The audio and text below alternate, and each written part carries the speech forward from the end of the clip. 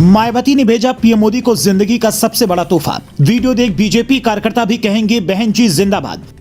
आप राम मंदिर निर्माण की तस्वीर देखते रहे, उधर बीजेपी और बसपा में हो गई ऐसी डील, 160 सीटों पर जीत हुई पक्की। विपक्ष का जितना बड़ा नेता मोदी का उतना ही बड़ा फैन। माया हो या फिर मुलायम, सब क्यों करते हैं मोदी की जीत की दुआ।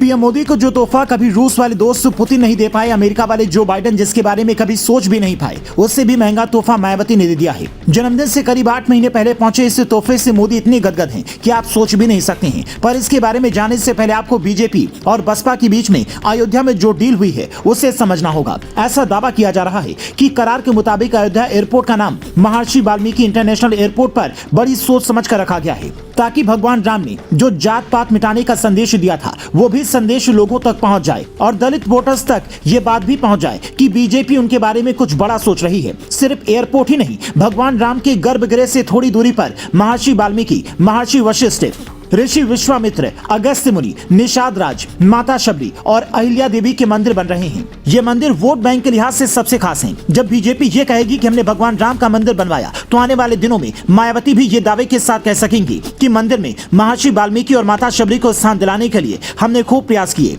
जो ये संदेश होगा कि दलित वोटर्स का नेशनल लेवल पर अगर कोई हित कर सकता है तो वो बीजेपी ही है। अब इसके बदले में दोनों पार्टियों को क्या मिलेगा ये भी समझना होगा। जिस दिन मायावती ने अकेले चुनाव लड़ने का प्रेस कॉन्फ्रेंस करके ऐलान किया था, उसके कुछ ही दिन पहले ही स्मारक घोटाले में मायावती के करीबी के घर ईडी की रेड पड़ी थी, जो सालों से दबी हुई थी। जिसके बाद दबे सुर में लोगों ने कहना शुरू कर दिया था कि मायावती इसी डर से अकेले चुनाव लड़ने का ऐलान कर रही है। पर हमने ये समझने की कोशिश की कि क्या मायावती के अकेले चुनाव लड़ने से सच में बीजेपी को फायदा होगा, तो जो आंकड़े सामने आए वो चौंकाने वाले थे। साल 1993 में बसपा ने सपा के साथ सांठगांठ कर यूपी चुनाव लड़ा था, तो 12 से 67 सीटों पर पहुंच गई। 1996 में बसपा ने कांग्रेस के साथ में गठबंधन किया तो सीटें नहीं बढ़ी, पर वोट प्रतिशत में बढ़ोतरी हुई। साल 2019 में सपा के साथ मिलकर लोकसभा चुनाव लड़ा तो 10 सीटों पर बसपा को जीत मिली, जबकि इससे पहले साल 2014 और उसके बाद 2022 में अकेले चुनाव लड़ा तो खाता भी नहीं खोल पाई। मतलब जब बसपा सपा के साथ आई, बीजेपी को नुकसान हुआ, क्योंकि दलित वोट एकमुश्त हो गए।